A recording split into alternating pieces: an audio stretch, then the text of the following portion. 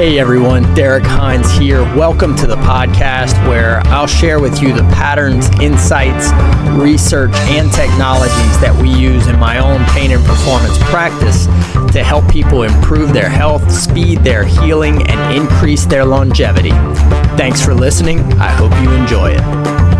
Good day, my friends. So today on the podcast, we have Dr. Tracy Gapin, who, as he described it, is a recovering urologist who focuses a lot on men's health. I think this is a really good podcast that dives into overall health. We do talk a lot about what men specifically should do, what things are causing this major drop in testosterone and men's health. We do get into the psychology of men's health and why men are typically the last ones to take care of our health. And guys, we need to start taking this serious. We think of ourselves as leaders of the household and all these things, and yet we are falling way behind when it comes to actually taking control of our health. And we talk a lot about what that means for us now, what that means for the future, how we can kind of impact these future generations. So we get into peptides, we get into diet, supplements, exercise, a lot of functional medicine, what things are causing these hormone disruptions in our world today and what we can do about that. So really, really good podcast. Make sure you share this with all the guys in your life. They're going to get a lot out of it. That's going to change how they feel very, very quickly.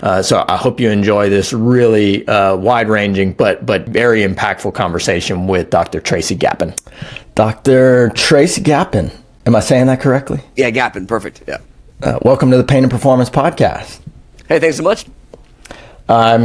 I want to kick this off with a statement that I read from you, and I was like, okay, I've said this to patients in some version, and I think it'll kick this off really well. Success in every area starts and ends with your health. Success in every area of your life starts and ends with your health. Tell me the origin of that. Tell me your thoughts around that.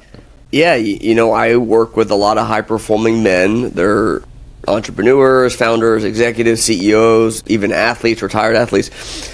And so many men, they discount their health. They think, yeah, I'm fine. I don't have any problems. I'm good. And men in general, we hate to ask for help. We hate to ask for directions. And we think we could do it all ourselves and figure it out. But the problem is that I call them blind spots in your health that every guy has that we're not even realizing are causing major problems. And it's affecting your performance in every area of your life. And guys don't realize how, just the way their mind works, focus, mental acuity, concentration, memory, energy throughout the day, the way you lead your team can sense your energy and your drive, and your level of performance is affected in every way by your health, by things like hormones and inflammation, blood sugar control, gut health, immune function. All of this directly affects your performance on a day-to-day basis. It's interesting. We have a little statement in our office where we're like, the healthy person has 1,000 wishes. Everybody has heard this, right? The unhealthy person has one. Mm-hmm. It's really hard, I think, for us to try to have these really driven goals and think big and try and achieve things if you're not healthy. And I think that's one of the things you hit it. I'm excited to have this because we talk about 70% of the men in my practice. So we specialize in pain, advanced healing, regenerative therapy, come because of the woman in their lives, because she's like, all right, that's enough. You need to go. I'm calling and making the appointment. I'm like, come on, guys. We're the ones that should be leaders in this. And yet, we're so hard-headed. Now, this might be a Southern thing, because I do think I had a little bit less of this. I did my residency in Denver, and it seemed a little bit less. So maybe Southern men are worse for this. But this is probably globally at this point. It is. That we're just hard-headed, and we do not want to get the care that we should ahead of time. Yeah. Yeah. And a lot of times we will just chalk it up to the aging process, or, I'm just tired, I'm just stressed. But there are real things that can be fixed under the surface that are causing these issues. And so it's not just normal aging. It's not just the normal thing you go through. And I think the best way to get guys' attention is to start with just testing. I think of this, Derek, as a marketing issue where most men are problem unaware. They don't realize there's a problem. They think I'm fine. And so that's why I love diagnostics as a way to to just find your blind spots. Just get some testing done, start with some blood work, and you'd be shocked at what you find. Yeah. I mean, some of this goes to what you've talked about a lot before in terms of like reactive healthcare, reactive medicine. Yeah. If we're taking that to like this, kind of proactive healthcare model, what things would men be doing? What would we be looking at? Like if somebody comes to you and they're like, hey, I am tired and stressed and I'm like the typical 40 to 60-year-old guy. Yep. And we're in this perfect situation where we can actually do some proactive medicine. Yep. What would we be looking at? What kind of tests are we talking about? Sure. What would you want to know? Yeah, so, I like to start with comprehensive blood labs, and I think of it in 5 categories. So number 1 is cardiovascular testing. Now, most traditional doctors out there, it's going to be the same old, the drill. It's total cholesterol, LDL, HDL, triglycerides, and based on that, you either need a statin or you don't, which most men end up somehow being told they, quote, need a statin. And that was my story about 12 years ago. But there are better markers that every guy needs to be looking at. Things like ApoB. It's one of the best markers of lipid health, lipid management, and directly affects cardiovascular health. So apolipoprotein B, or ApoB for short, is a test that every guy should be getting checked. LDL particle number, not LDL-C, which is how much cholesterol is inside your particles. You want the particle count or number. So LDL-P is very important. LP little a, it looks like capital L little p and then an A in parentheses. This is the genetically inherited one that everyone needs to get tested at least once in your life. Bob Harper, the trainer who had the heart attack at age 51, his issue was elevated LP little a. His doctor never tested it, didn't even know about it. So those are some examples of some of the cardiovascular tests. Hormones is a big one. And it's really important for men instantly think testosterone. You want to be looking at free testosterone. That's the bioavailable active form. Total testosterone almost doesn't even matter. I have guys where their total will be 900 and their free is 3. And your goal there is 20. So a lot of factors can cause that to affect how much bioavailable testosterone you have. So you want to always be looking at the free. The total just doesn't matter. Thyroid is important for men and women. So free T3 is the active bioavailable thyroid hormone you need to be looking at. DHEA is a hormone that most men don't realize directly affects energy and mood and metabolism. And it regulates cortisol, or stress hormone, that all guys need to kind of balance. So those are just a few of the hormones. There's 40 that we look at, but those are just a few.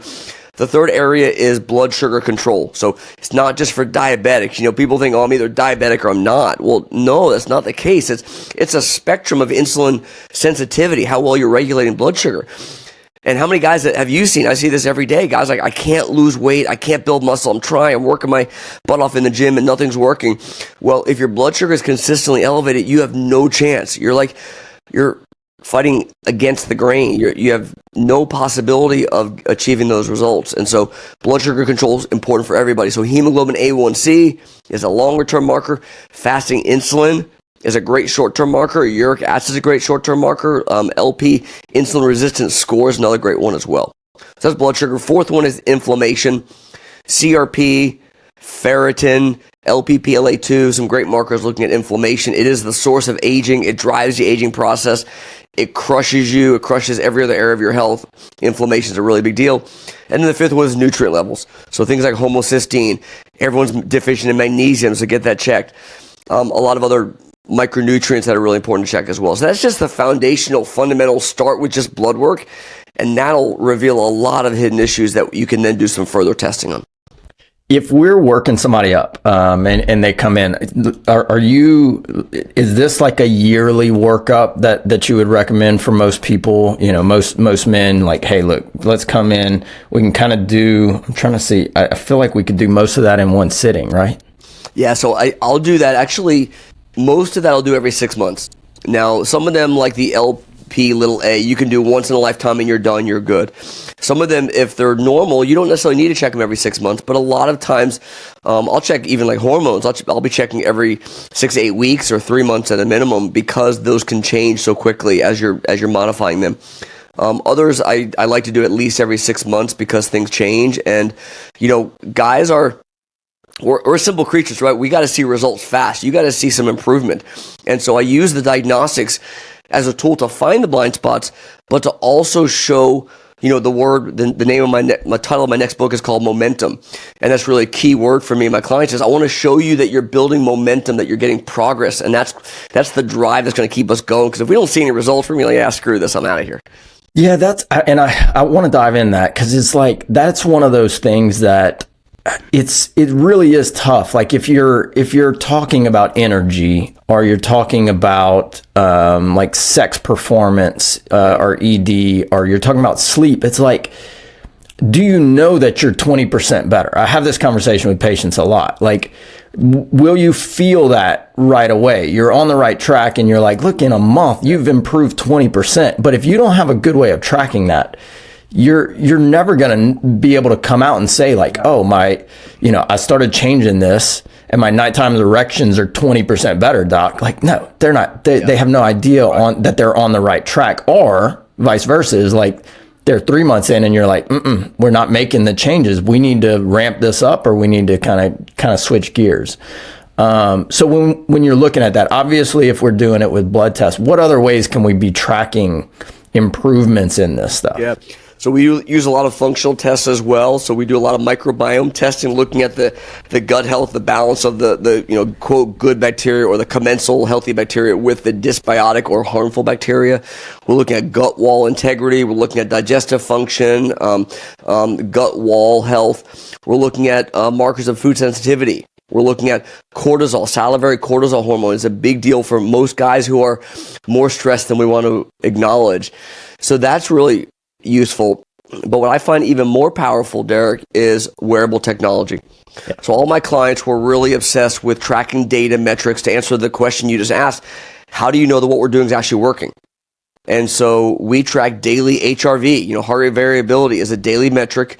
You can't use an Aura or an Apple or a Garmin because those are tracking 24/7. You want to actually track one specific time to compare apples to apples every day. And so our clients use an HRV monitor, a chest strap that they'll put on in the morning.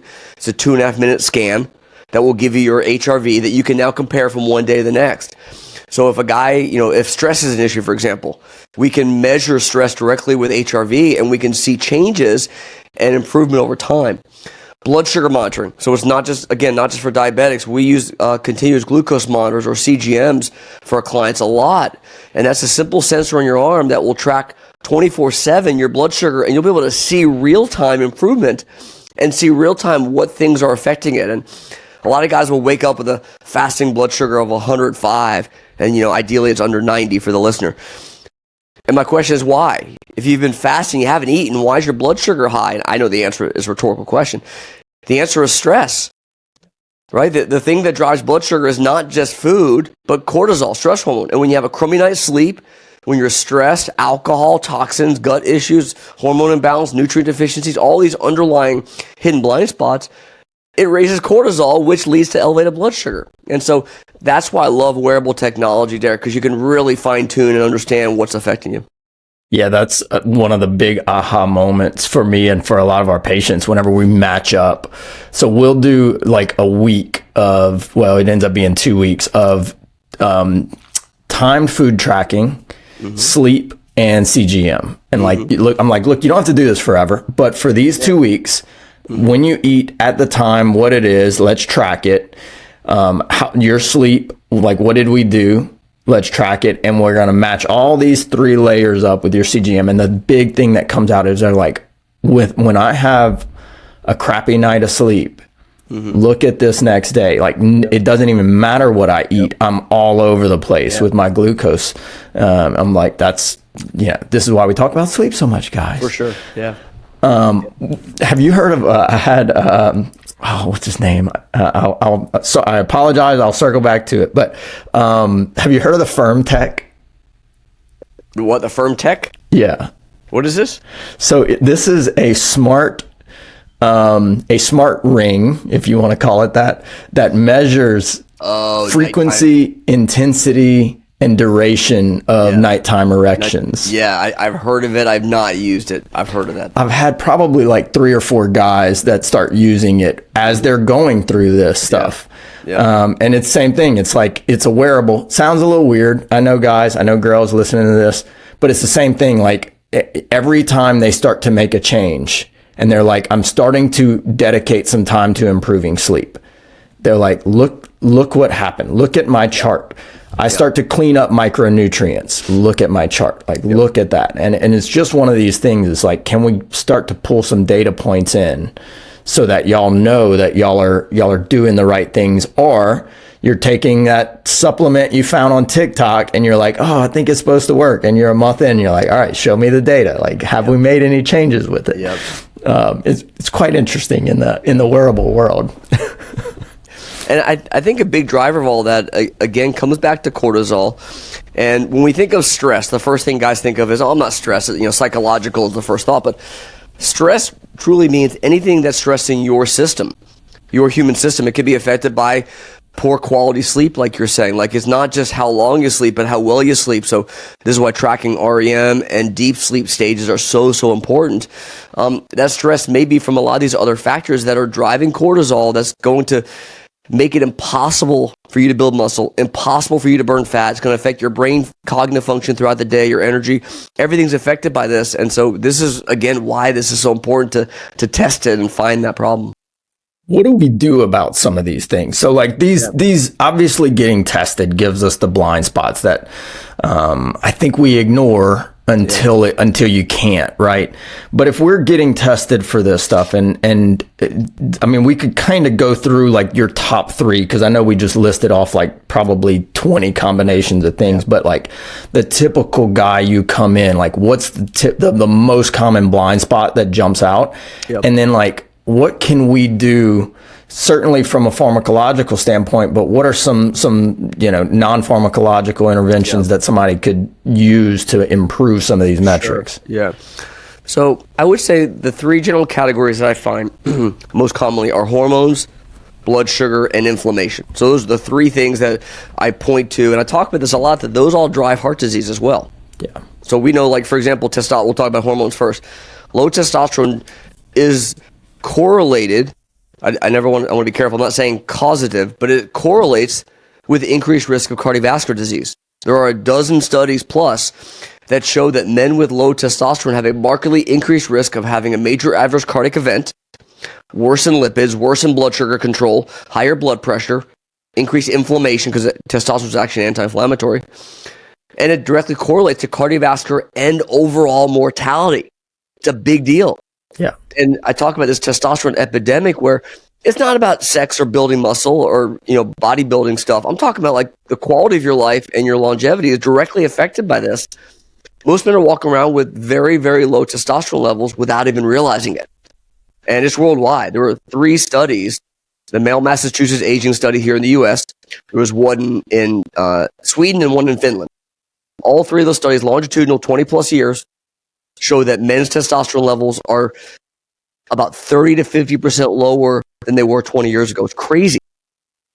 And so massive blind spot is hormones, specifically testosterone, also thyroid, DHEA, nitric oxide, vitamin D. These hormones are critical for you to function properly, and most men are massively deficient. Inflammation, the biggest... Oh, go ahead. Do you think this, we don't have to let this completely derail us, but is this like the intersection of stress, sleep, nutrition that's causing that? Because like when you look at these studies, there's been a precipitous change in 20 years, which is like, if you look at that, you're like, okay, that's not genetic. It's too fast. Right. So this is environmental. This is lifestyle to me. Is there something that we're missing there? Yeah, great question. And yes, lifestyle affects it. Yes, nutrition and sleep and sedentary lifestyle and micronutrient deficiencies, lack of sunlight, all these things can definitely contribute. But I believe, and the literature clearly supports this, is that endocrine disruptors, toxins in our environment are what I believe to be the single biggest risk when it comes to low testosterone. So endocrine disruptors for the listener is simply any chemical or toxin that affects hormone production or hormone function. So we know that endocrine disruptors are causing infertility and autoimmune disease, precocious puberty, ADHD, hormone-driven cancers, and oh, by the way, massive decline in testosterone. And so it's things like atrazine, it's things like phthalates, things like BPA, all the chemicals, the parabens, et cetera, that's in our personal care products. There's actually, it's scary, but there's actually very high levels of synthetic estrogen, so women's birth control, in our drinking water. Because our water treatment plants, our municipal, local treatment plants, cannot clear that, cannot filter that out. And so what's happening is I like to be a smart aleck and say, every guy listening, you're on the pill because you're taking high levels of this synthetic estrogen. So, what do you do about it? It's simply filter your water. And, everywhere I go, I have a stainless steel container with filtered water, and, avoid the plastic water bottles and plastic sports bottles and plastic food containers, and eat organic, and, really emphasize fresh fruits and vegetables that are organic and not covered and sprayed with chemicals. And personal care products, holy cow, laundry detergent, soap, shampoo, sunscreen, deodorant, all of these things are full of these chemicals, and it's, I like to call it like an endocrine disruptor soup that you're bathing in every day. And so there are apps on your phone. The Environmental Working Group has made one. It's free. It's called Healthy Living. It's a little green app. It's free. And when you go to the drugstore, you can scan barcodes of products, and they'll tell you all the crappy ingredients so that you can really make better choices.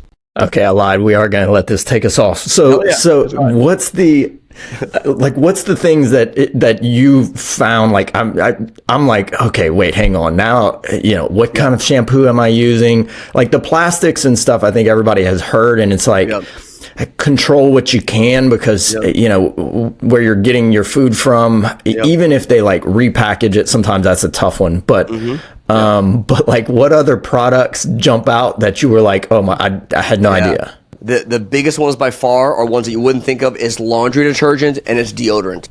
And the reason for that is laundry detergent, you're washing your clothes in these chemicals, and you're absorbing them through your skin. You're wearing these clothes all day long, and you're simply absorbing these chemicals through the fabric through your skin. It's lipophilic chemicals we're talking about, which means you can absorb it through your skin.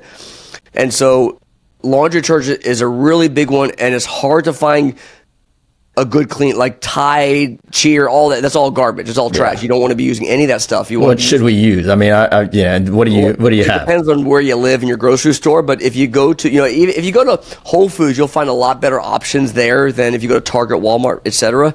But just be aware, most of them are full of crap. Okay.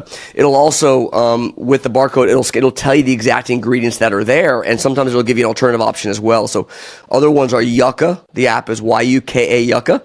And the other one is Think Dirty. Those are two other apps that do similar thing. And I forgot which one of them, but sometimes it'll give you alternative options that are cleaner. So laundry detergent is a big one that most people don't even think about.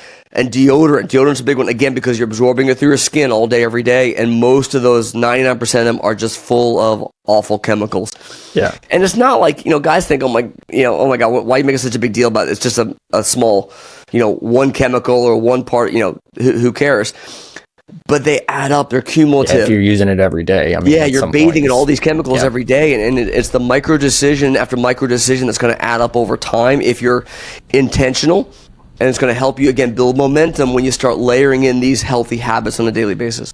One of my docs in my practice makes his own deodorant, and we kind of gave him a hard time about this. I forget what he uses. It smells great. Good job, Dr. J. That's awesome. What is there some brands? I switched for a little while. They got me with their advertising to what's the Squatch, Dr. Squatch. It's supposed to be like natural deodorant, and like if you're listening to this, I went through like a couple weeks where I almost like kind of broke out, like underarm, kind of had like some skin irritation and stuff. It was almost as like I was like, we'll call it detoxing from like the typical, kind of off the shelf thing. And then it went away. Like, I mean, it lasted maybe 2 weeks and then it went away. And Is there a deodorant? What do you use? Are you going natural? Do you use your own, make your own thing? Are you Dr. J? No, we buy. I don't make my own. That for me, that's labor intensive. But I don't have the time for that. I'll be honest with you. My wife does it. My wife's obsessed with this now, and she shops and she uses the app. I honestly can't tell you what the brand we're using right now, and it depends on what store you go to, what's available, kind of thing as well. And you have to like the smell of it and that kind of stuff. So there's a personal preference. But honestly, I'm sorry, I couldn't tell you which one that I'm using. I'll have to check. I'm interested. I'll get back to y'all listeners. I'm gonna check my Dr. Squatch one.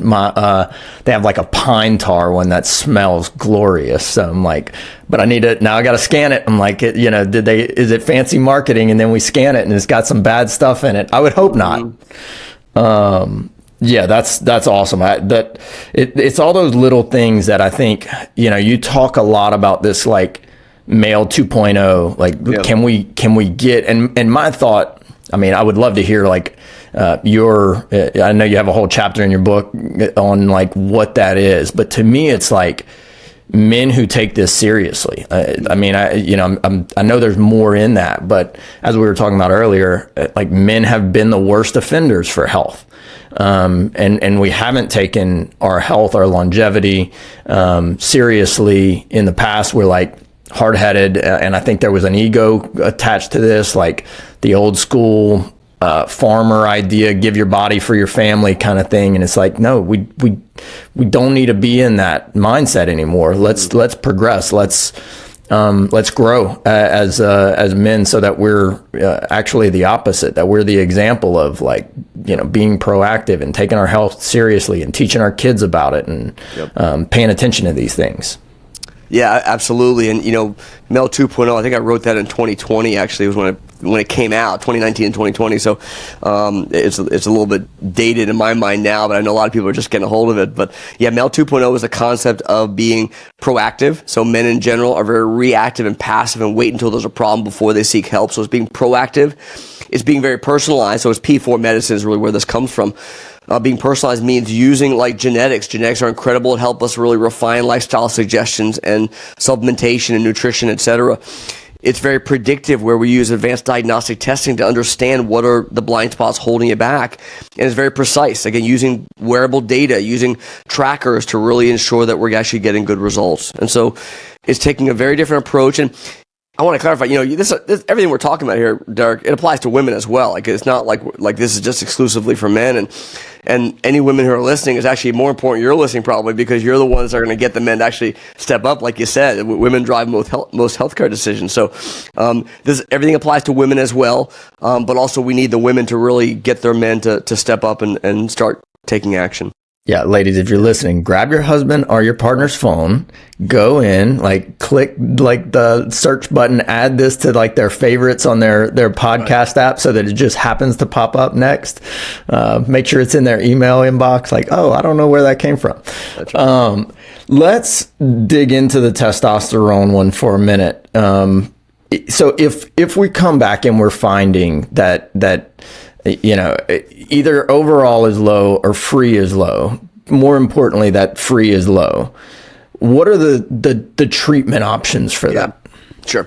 So there are three kind of general categories, I think. First is natural. What can you do lifestyle-wise to boost testosterone on your own? And there's a lot you can do.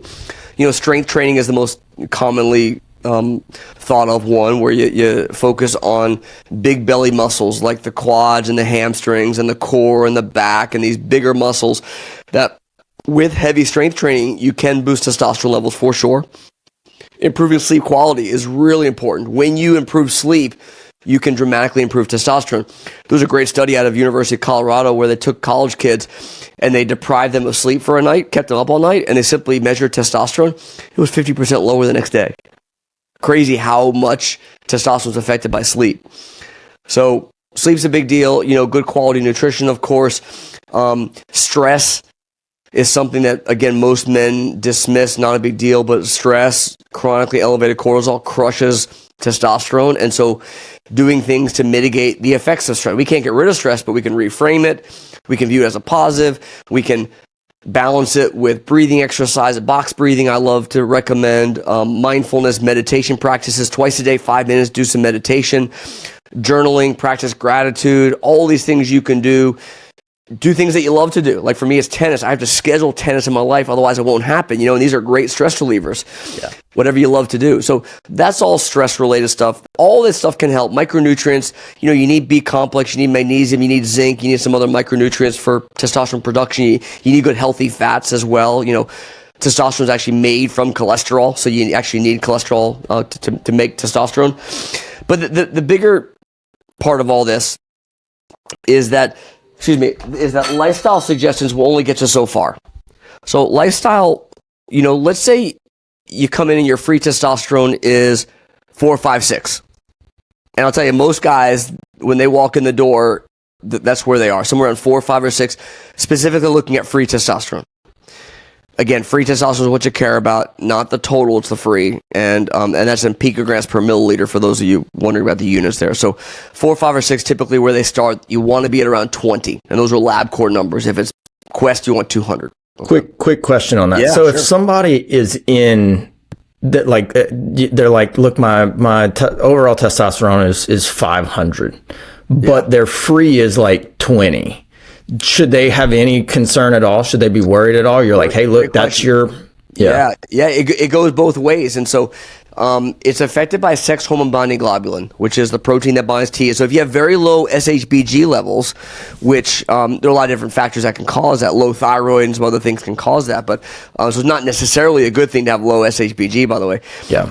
But yeah, if your total is 500, which I would otherwise argue is pretty poor, but your free is 20, then you're fine. You have enough of the bioavailable active form, in which case you're at a good level. I wouldn't touch that guy. Yeah. But more often than not, it's the other way around, where I'll see guys with high SHBG, so their total may look reasonable and their free is terrible. And so, so a guy walks in and it's, free T is 4, 5, 6 range, and they're having issues with low energy and brain fog, and they can't burn the belly fat, can't build muscle, their drive is down. You know the guy. It's the typical 50-year-old entrepreneur, executive, founder. And we implemented the lifestyle stuff I talked about. And I said, let me see in 6 months, let me check your T level in 6 months, see where you are, and then we'll decide to do something else. Okay. This is why that doesn't work. Number one, that guy already feels like crap. He's not motivated to work out. He's not motivated to make good, healthy lifestyle decisions. He feels awful. Yeah. And you're expecting him to be compliant with his lifestyle plan. It's just not reasonable. It's not rational that this man who is struggling and suffering is going to do all this lifestyle stuff. It's certainly not completely fully for 6 months. And so, but let's say he did. Let's say he was completely compliant. He did everything right, lived the perfect life for 6 months, which he won't. That 6 is going to go up to maybe 9, 10, maybe 11, something like that. So yes, it does boost free T by, that's like 50%, right? That sounds amazing. You're still only halfway there. You're still at 10. You need to be at 20. And so what I don't see is the lifestyle stuff getting you from the 4, 5, 6 range all the way to 20 where you really need to be. And that's the challenge. People argue, no, you should just do lifestyle. I think you should do lifestyle and the next step. That stuff's still important. But what I find is when you fix testosterone quickly, now that guy is like, let's freaking go. Now he's you get that early win, and now the motivation's there, the energy's there, everything kind of, you can implement a lot easier. Exactly. Right? You built momentum. You've got him going in the right direction. Now he's willing to do the hard work because he feels better. And now success builds upon success. And now you're getting somewhere. And so this is why I plant my flag in the ground that testosterone replacement to me from day one is what I recommend to get that guy going fast.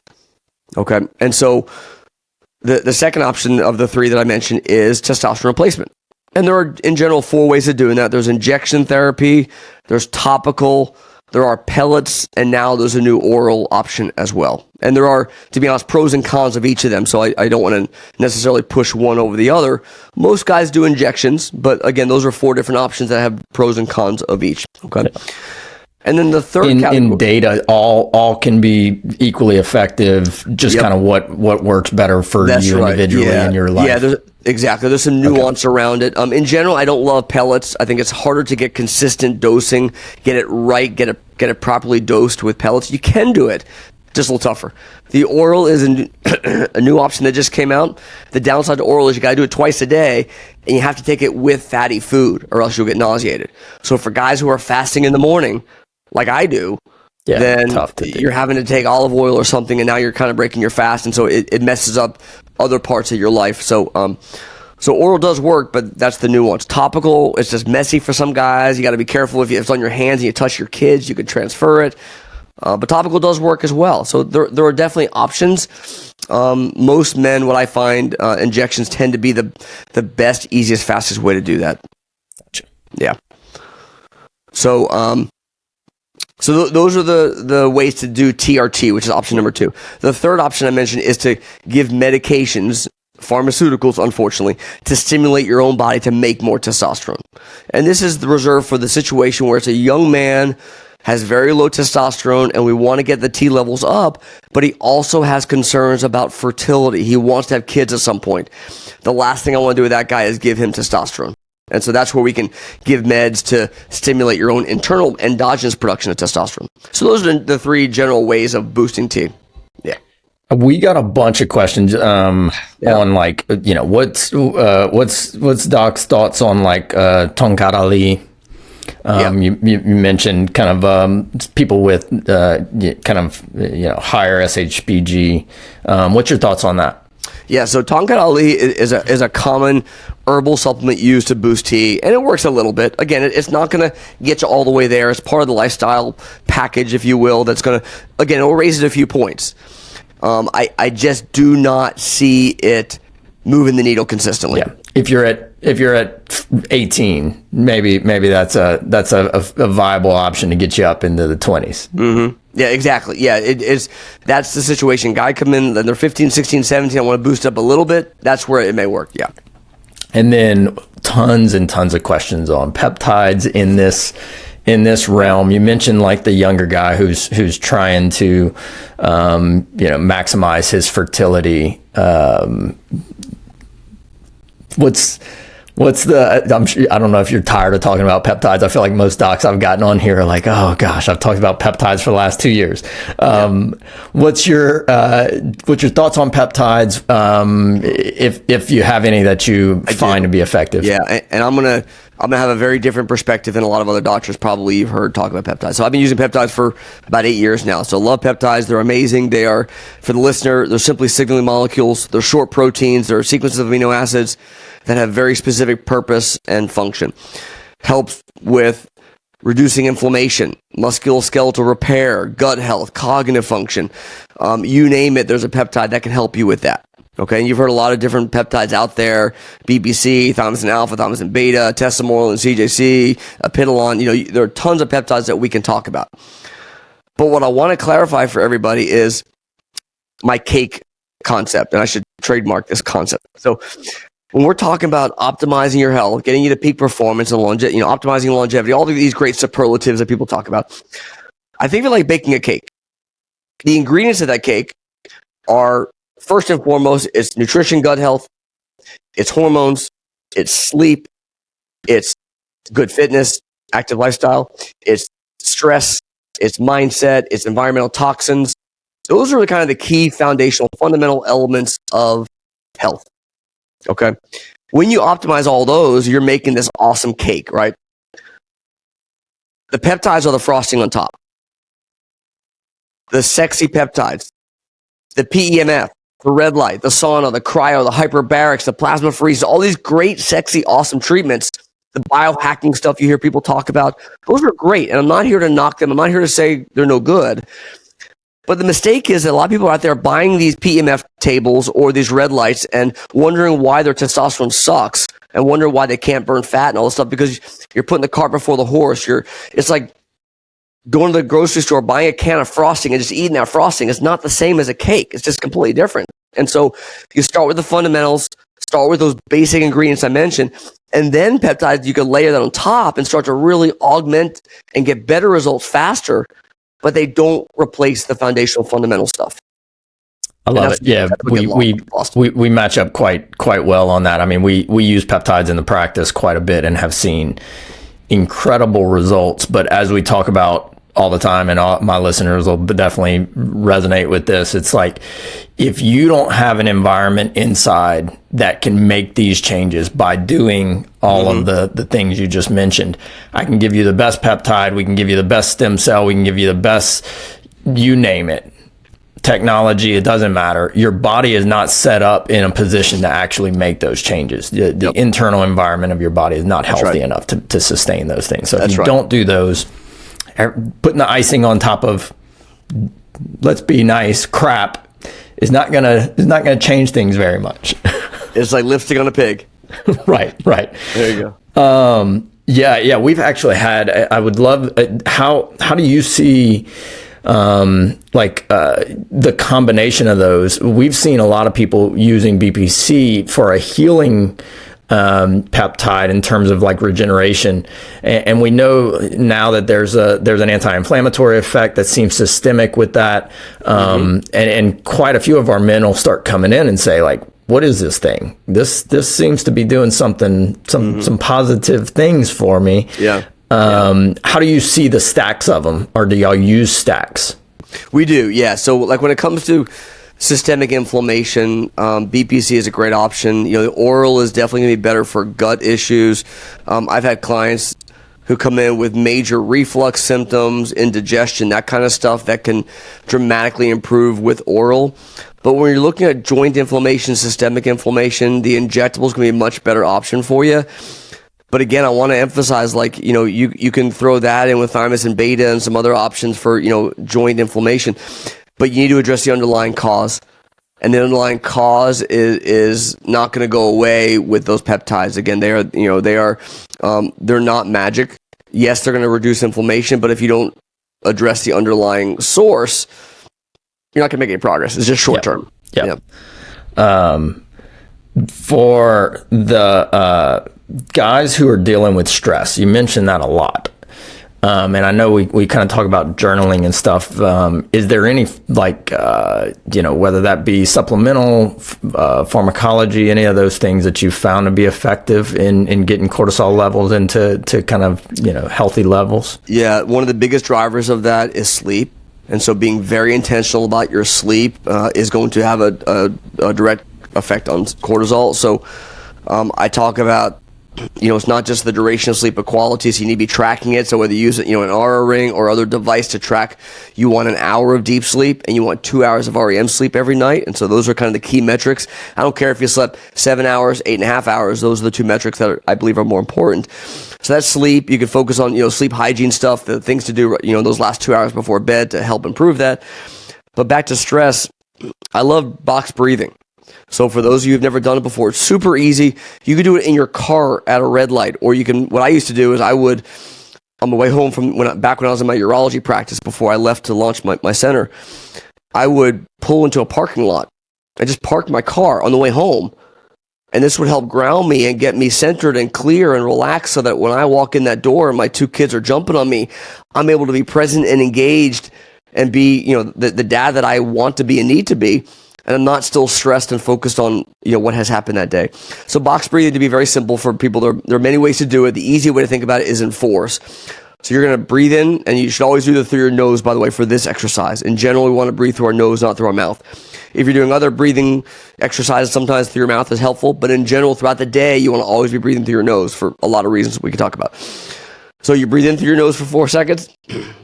You hold it for 4 seconds. You breathe out through your nose for 4 seconds. And you hold it for 4 seconds. Okay, that's a box. 4, 4, 4, 4. You do that 4 times. That is a minute. Yeah. Okay, that's a minute and 4 seconds. Anyone can do that. Pull over for just a minute, and I love doing that. I also love meditation, and I'm a urologist by training. I'm a surgeon, so I used to think this was woo nonsense, but there's real science behind it, and there's real power behind how it can calm your sympathetic nervous system. It's the balance of parasympathetic and sympathetic that we're trying to control here. And so how you can do this is, again, while you're parked in the car at a parking lot on the way home, for example, put on an app on your phone. So I use Headspace. It's not expensive. There's a free version, but I would buy it. It's worth it. And you could do a 5 or 10 minute meditation and just sit there, close your eyes, and it'll just listen to it. You don't have to do anything. You know, like people think, oh, I don't know how to meditate. You just literally just sit there, close your eyes, and think of nothing. And if you think of something, that's okay. Let it go. It's okay. Yeah. But it's so powerful, and until you do it, you don't appreciate how amazing it can be at calming you. So I love meditation. I love it, 2 or 3 times a day, especially in the morning, sometime, in the afternoon when on your way home from work, I think it's great. And then before I go to bed. And those are great at calming, reducing cortisol. And then again, I'll emphasize what I said earlier is you need to be very intentional with your schedule. And, work will creep into every part of your life unless you schedule it. And so be very intentional that when you get home from work, work is done. Like I work from home, my home office a lot. And the rule is when I walk out that door, it's gone, it's done. And I'm with my family now. And so you need to compartmentalize work and family life, work and leisure time, and schedule it. Schedule it at 5:36, whatever the time is, you're done. You can't keep working because you got to, it's like balance. You need to ebb and tide. You need to turn it off for it to be good the next day again. So those are just some basic tactics around cortisol. Yeah, love that. I have a patient who he and his wife got each other Oura rings for Christmas, and we tracked this was last year, so 2024 Christmas, or I guess 2023 Christmas. So 2024, we're watching their data, their sleep data. And so we had 6 months. I think in June, she started doing a meditation class. And like they were eating together, living exactly the same. The only thing that changed in June was that she started doing this meditation class that was like 2 sessions a day, I think was what it was for a month. And we started looking at the data in July. Her deep sleep had gone from an average of like 40 minutes. I can pull it up, but I'll put this in the show notes, everybody. From 40 minutes to like an hour and 20 minutes a night. Her deep sleep. Amazing. In 30 days, she went up. That's what, 50% roughly. It's amazing. And you're like, and he was blown away. He was like, look, we eat the same. We're still working out. We're doing the same stuff. Not a single other thing changed in her life other than this little meditation practice. So if we're talking about like, I feel like it's one of those lead dominoes, right? It's like if sleep is important, if stress is important for men's health, you're like, man, that's a hard one to beat. If you can get 50% improvement in both of those with 20 minutes a day, I think it's worth doing 30 days, especially if you have some of these things to track it, to know that you're making changes. It's huge, yeah. And a lot of guys are focused on things like testosterone and other stuff. Well, this stuff we're talking about, stress and poor sleep, directly impact testosterone levels, and so it's a big deal. Yeah. The other thing that you mentioned is blood sugar, and I know the answers, these are all interconnected and interrelated, but sure. if you get the guy in who's having blood sugar regulation problems, what's our treatment options there? What's sure. the kind of categories for that one? Sure. So it depends on the pattern. It depends on what's the underlying cause. So let me give you an example. One guy came in and he couldn't lose weight. He, air quote, tried everything. Okay. And he did, you haven't tried everything. If you can't lose weight, you haven't tried everything, or else you would lose weight. Right. So he was struggling with weight loss. And one of the things we found with the CGM was these massive spikes around meals. And when we would dive into his nutrition, what exactly were you eating? He was eating things like sushi. He was eating foods that for him were kryptonite, that were horrible for blood sugar. For some people, sushi may be okay. Yeah. It is often actually the order of your food as well. So I would always emphasize fibrous vegetables first, protein second, and then a carb third, last. And that's going to massively impact the blood sugar spike that you're going to get with nutrition. So sometimes it's what you're eating. Sometimes it's the order that you're eating. Other times it's things like, we go back to sleep again, where if you're waking up with high blood sugar, that's not nutrition, that's stress. If I've had cases where guys are very muscular guys, they're in the gym, they're very disciplined, but yet they have super high blood sugar. Well, for them, we actually find the stress that's driving that elevated blood sugar is actually from overtraining. They're actually training too much. And so, again, you need to recover. The common misconception is you build muscle when you lift weights. And I like to be a smart aleck and say, no, it's not. When you're lifting weights, you're damaging muscle, you're tearing down muscle, so that when you rest and recover and repair, you'll build up bigger and stronger. And that hypertrophy and growth happens typically while you're sleeping. And so that's why it's such a big deal to really focus on the source of stress, and that's typically what's driving the blood sugar up. The diet part for a lot of people, I think think that they're doing a good job. Like, yep. I feel I'm eating breakfast. What are you eating? I'm doing like overnight oats or something like that. Mm-hmm. And then, yep. What are you eating for lunch? Like, oh, I'm getting, some fish and like white rice. Like we're kind of in the healthy realm. Mm-hmm. When you're talking about diet and nutrition with people, like, what's the major tenets that you find to be helpful for men specifically? Yeah. So first and foremost is protein. And if you start with that, everything else becomes so much easier. And so in general, you want to be focused on a target of 1 gram protein intake per day per pound of body weight. So for a guy, and that's ideal body weight. So if your ideal body weight is 180, for example, for a man, then you need 60 grams of protein for 3 meals, right? It's that easy. And so focus first on, how am I going to get that 60 grams of protein? Where is it? What's my source? Where is it coming from? And there are a lot of things you could do to get, different protein sources, whether you eat meat or not, animal products or plant. You can get there, but you have to be very intentional, and it's hard, right? It doesn't come easy. And most guys will rely on like protein bars. And I can be honest, most protein bars are full of sugar. They have very low protein. You don't even absorb the protein very well. And so I would emphasize that 60 grams of protein per meal, for example, needs to come from real food. So for women out there, if your target's 120 pounds, you need 40 grams of protein per meal. How are you going to get that protein? And when you start with that, suddenly you're not as hungry for the carbs. The carbs are coming after the protein, and you're having such better digestive function and such better blood sugar control that it makes a massive impact. And so I don't ascribe to you gotta eat keto or carnivore or paleo or Mediterranean or vegan or all the, it's nonsense, right? It's like these social media wars over the perfect diet. There are a lot of things that drive that. Your genetics, your personal genetics drive what you respond best to. Functional testing and food sensitivities and personal preference can guide that as well. And so I don't ever push you toward a certain diet. The testing may say, hey, like for example, some of the genetics, like one of the genetic profiles we look at are genes related to carbohydrate metabolism. And PLIN1 is one of the genes that's intimately associated with how you process carbohydrates. For some people with certain variants of that gene, you will actually do better with higher complex carb intake. You'll lose weight, you'll build muscle, better lipid profile with more complex carbs. I'm not talking about sugar and pastries and Twinkie. I'm talking about complex carbs, not the refined carbs. But for those people, keto is the wrong diet. And so this is where the personalization comes into play. And so I instead focus on, figuring out through metabolic rate testing, through genetics, through functional testing, what is your ideal macronutrient ratio, what foods are good for you, and then coming up with a plan around that. And when you focus on protein first, everything after that becomes so much easier.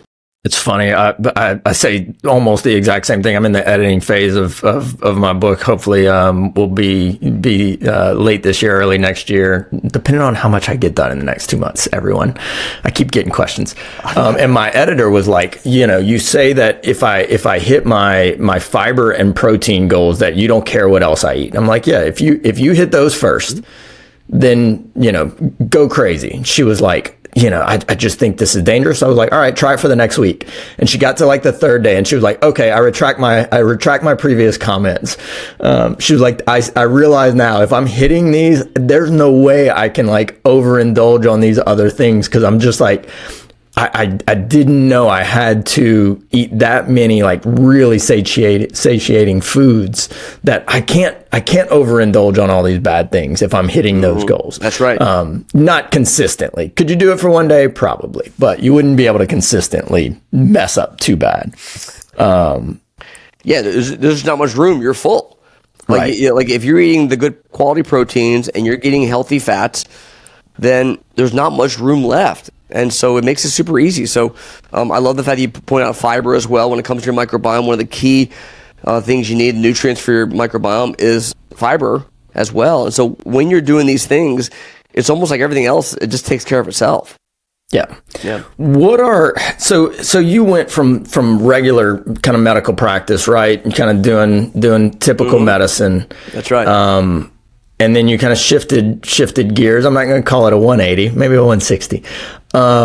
What were your frustrations in modern medicine? What led to this kind of change in focus? Yeah. So I had my own health issues.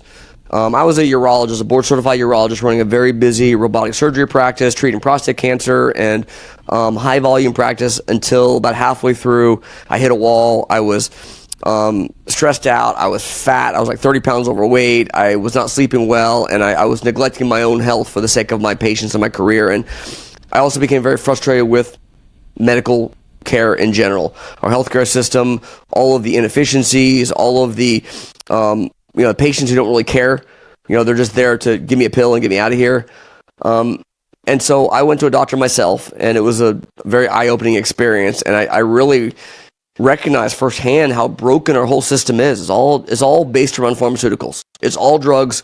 For me, it was, here's your statin, and that was it. And so that got me very passionate about how do I turn my own health around. And I went back to school, and I spent over a decade learning genetics and epigenetics and functional medicine, regenerative medicine, hormones, peptides, and putting all this together. I was able to turn my own health around, and I started sharing it with my patients, and I suddenly fell in love with medicine again.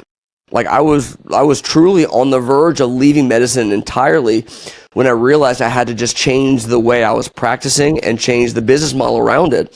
Yeah. So along with all the medical training, I went to numerous mastermind and business courses and mentors and certifications. And I learned the business side as well. I learned how to be an entrepreneur, which is what my real passion is. And so I left after 8 years of preparation in 2020. I told my partners I'm leaving. I'm out of here. I give them a 1-year notice. My partners all thought I was batshit crazy, and that's okay. Now they're asking me, how do you do what you're doing? A year later, I walked out. It was June 30th of 2021, and I've never looked back. And my only regret, honestly, was waiting so long, and it was all fear. It's, how am I going to build a business? Are people going to pay cash?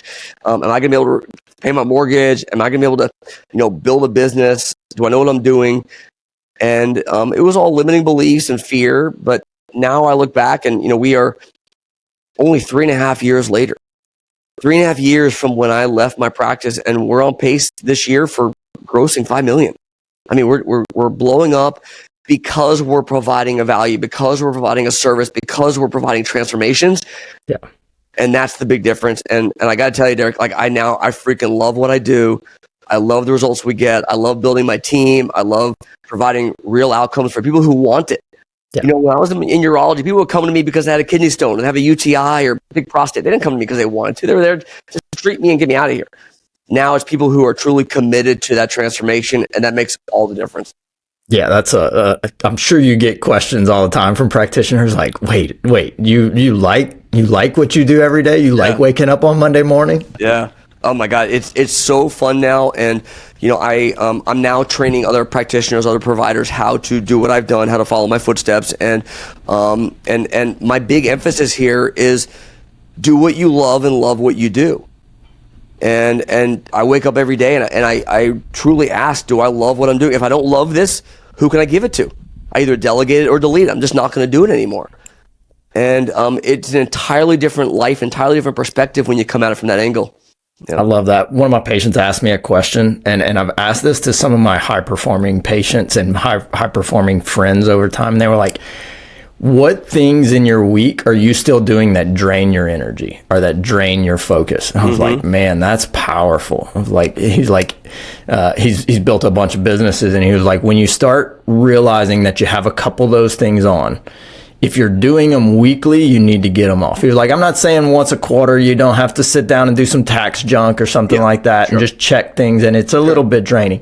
He was like, but if you've got that in every week and it's draining you, you're sabotaging your results on some level. Yeah. So I'm a big believer in strategic coach. run by Dan Sullivan, and it teaches you how to think differently. And one of the things that I learned through Strategic Coach is the concept of your unique ability. What is your unique ability that brings you passion, brings you joy, that you love to do, that actually provides real value and service to others as well? And I believe you need to consistently evaluate, are you living in your unique ability? If not, who can you give it to on a regular daily basis? And so hire a virtual assistant, hire other people on your team to do the stuff that you don't want to do so that you can stay in your zone of genius, your unique ability. And that's where the magic really happens. I love that, man. Yeah. That's incredibly powerful. The training stuff that you do, is that practice based? Is that like business based and medical based? Like, here's what we're doing for these types of patients. Here's your kind of options there, and here's kind of business model stuff as well. Yeah, there's 4 general sections to it. The first is mindset, because the biggest problem we have is limiting beliefs and fear that we can't do it, and that we feel stuck in the traditional medical system. And first you have to believe that it's possible. So first section is mindset. The second section is business. How do you actually start? How do you build the business? How do you frame an offer? How do you put it all together? How do you hire? How do you do all the steps needed to get out of where you are and not be stuck and again, get to where you truly love what you're doing? So the business part, that's a big chunk. The third is the clinical part. This is the medical and the lifestyle, the coaching, the functional medicine part of it, the wearable tech, all that kind of stuff. That's the easy part. For most doctors I talk to, they go, yeah, that stuff's easy. The second is the business is the big one, and the fourth section, which is marketing, sales, marketing, messaging. Those are the 2 big categories. How do I craft my message? How do I succinctly share my thoughts in a very unique way and to be able to differentiate myself from others in this very crowded space? Like, me being with you here today is very intentional, because I found that rather than writing a blog, rather than making videos, I love to just talk to people, answer questions, and have awesome conversations with great dudes like you. And I've doubled down on that. This is what I love to do. So again, going back to my unique ability, I love to have conversation. And my team now, who I hire to repurpose it, they'll put it on LinkedIn, they'll put it on Instagram and wherever, and email, I don't care, whatever, do what you got to do. Yeah. But that's how you put it all together, and that's how I've taken the messaging that took me a decade to refine my messaging and my process and my methodology and stuff. That's so important. Then how do you sell it? How do you get a sales conversation, which is a whole other ball of wax? And so that's the marketing section. So 4 sections to it. Yeah, I love that. Especially in healthcare, we are notoriously poor at the 2 big sections. It sounds like business and marketing. There was such a negative stigma around that for so many years in healthcare, and I think now we're realizing that all we did was make people more unhealthy because of that, and make ourselves more unhealthy and miserable because of those thoughts. Yeah. Doc, we ask all of our guests one question. If somebody's listening to this and they could do one thing today to get a little bit healthier, what would that one thing be? Oh my gosh, I love that. So I think about being very intentional about the little tiny micro steps you do every day. The book Tiny Habits, I love. It helps get you in the mindset of consistent daily habits to where you can establish daily habits. So I would say be very intentional about everything you do throughout the day. I hate to give tactics, tactics like breathing exercises, drink water, all that kind of, you've heard all that stuff before. I like to come at it more from the overall strategy of being very intentional of everything you're doing, be strategic, and does it serve my higher purpose? What's my big why?